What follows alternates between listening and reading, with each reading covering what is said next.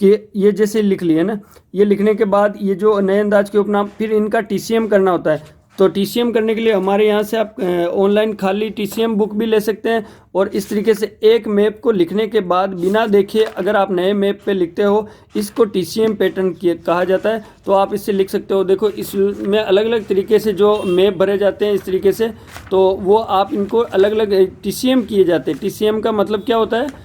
Teaching cheating method, जिसमें व्यक्ति याद कर सके, इस तरीके से उनको याद करवाया जाता है। तो आप भी हमारे इस चैनल से ज़रूर जुड़े, इस वीडियो को अधिक से अधिक शेयर करें। धन्यवाद।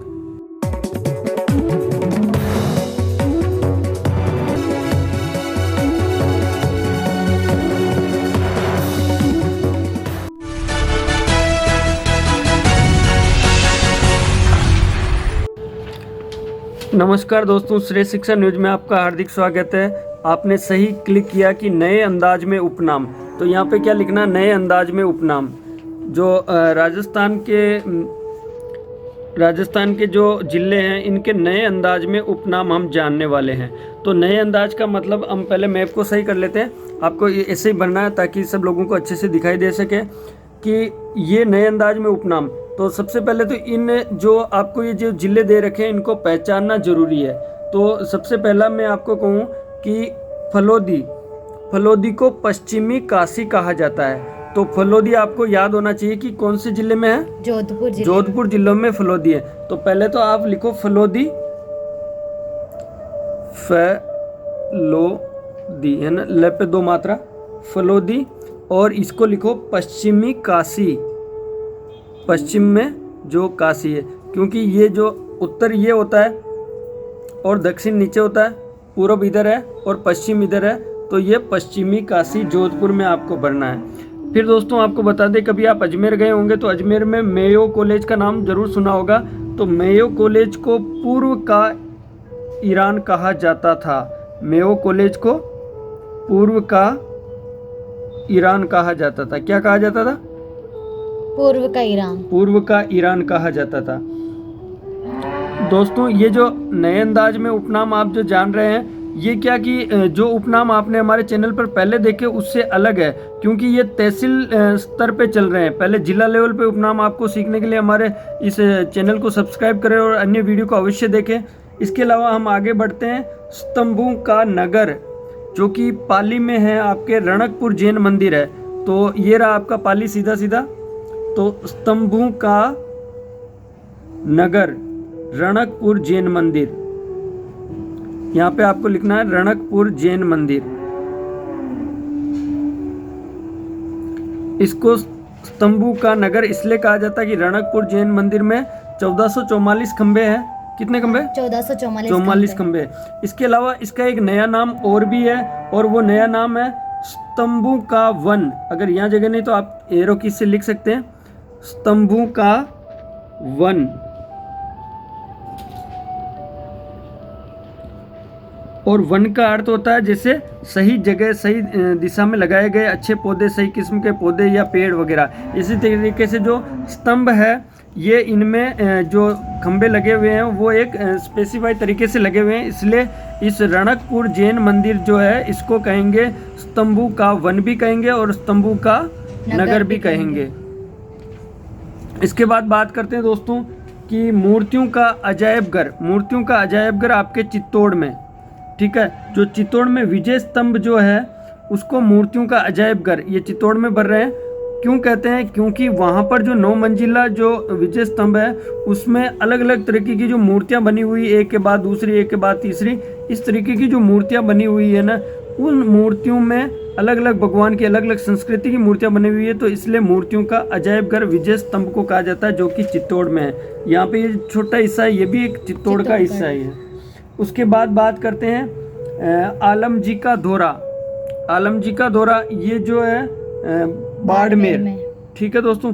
तो बाड़मेर में आपको बनना है आलमजी का दौरा। अब ये आलमजी का दौरा तो हो गया स्थान। ये क्यों प्रसिद्ध है? क्योंकि घोड़ों का तीर्थ स्थल। आलमजी का दौरा आपने लिखा, अब आपको लिखना है घोड़ों का तीर्थ स्थल अलग अलग जाति के जो अलग अलग प्रजाति के जो घोड़े हैं वो आपको यहाँ मिलेंगे। और यहाँ पे प्रजनन केंद्र भी है और अलग अलग किस्में जो विकसित की जाती है घोड़ों की वो बाड़मेर में है। और जगह का नाम क्या है? आलम जी का दौरा। इसके बाद बात करते हैं राजस्थान की रक्त भूमि। राजस्थान की रक्त भूमि दोस्तों हल्दी घाटी है और ये हल्दी घाटी आपके राजसमंद जिले में है। राजस्थान की रक्त भूमि।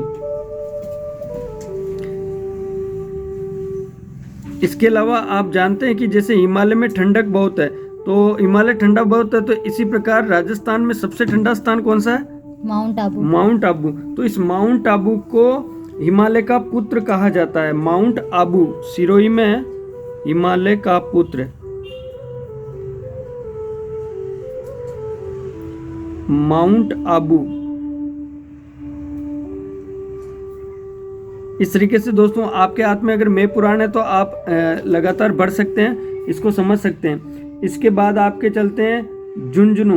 देखो स्वर्ण नगरी, जो स्वर्ण नगरी किसको कहते हैं? जैसलमेर। जैसलमेर को कहते हैं, लेकिन शेखावाटी की स्वर्ण नगरी झुंझुनू में नवलगढ़ तहसील है। तो ये आपका झुंझुनू जिला है, तो इसमें नवलगढ़ तहसील है और शेखावाटिका की स्वर्ण नगरी इसको कहा जाता है।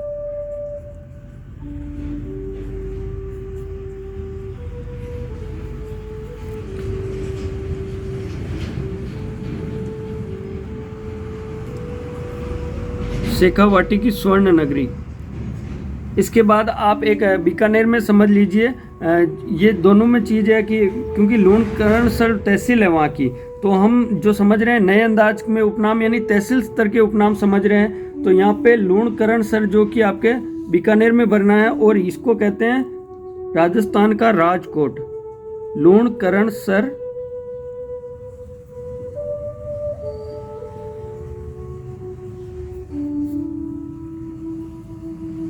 ये लूण में बड़ी मात्रा आएगी। लूणकरणसर राजस्थान का राजकोट क्यों कहते हैं? क्योंकि राजकोट जो गुजरात में है, एक्चुअल में जो ये राजकोट है ये गुजरात में है और वहाँ पे मूंगफली ज़्यादा पैदा होती है। ऐसे ही राजस्थान में लूणकरणसर जो जगह है यहाँ पर मूंगफली ज़्यादा पैदा होती है, इसलिए इसको राजस्थान का राजकोट कहा जाता है। इसके अलावा आपको इसमें लिखना है जल महलों की नगरी डींग भरतपुर में। भरतपुर में आपको क्या लिखना है? जल महलों की नगरी। डींग वहां का जो क्षेत्र है,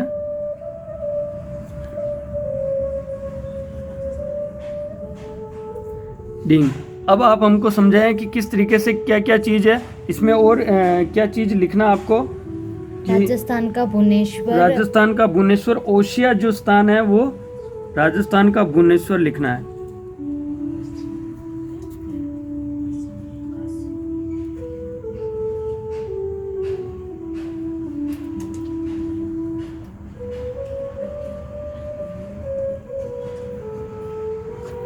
इस तरीके से अब आराम से, जैसे आपको क्या करना होता है कि ये जो चीज़ आपने लिखी है तो इस चीज़ में क्या करना है कि ये जैसे लिख लिया ना, ये लिखने के बाद ये जो नए अंदाज के उपनाम फिर इनका टीसीएम करना होता है। तो टीसीएम करने के लिए हमारे यहाँ से आप ऑनलाइन खाली टीसीएम बुक भी ले सकते हैं। और इस तरीके से एक मैप को लिखने के बाद बिना देखे अगर आप नए मैप पे लिखते हो, इसको टीसीएम पैटर्न कहा जाता है। तो आप इससे लिख सकते हो। देखो इसमें अलग अलग तरीके से जो मैप भरे जाते हैं इस तरीके से, तो वो आप इनको अलग अलग टीसीएम किए जाते हैं। टीसीएम का मतलब क्या होता है? टीचिंग चीटिंग मेथड, जिसमें व्यक्ति याद कर सके, इस तरीके से उनको याद करवाया जाता है। तो आप भी हमारे इस चैनल से जरूर जुड़े, इस वीडियो को अधिक से अधिक शेयर करें। धन्यवाद।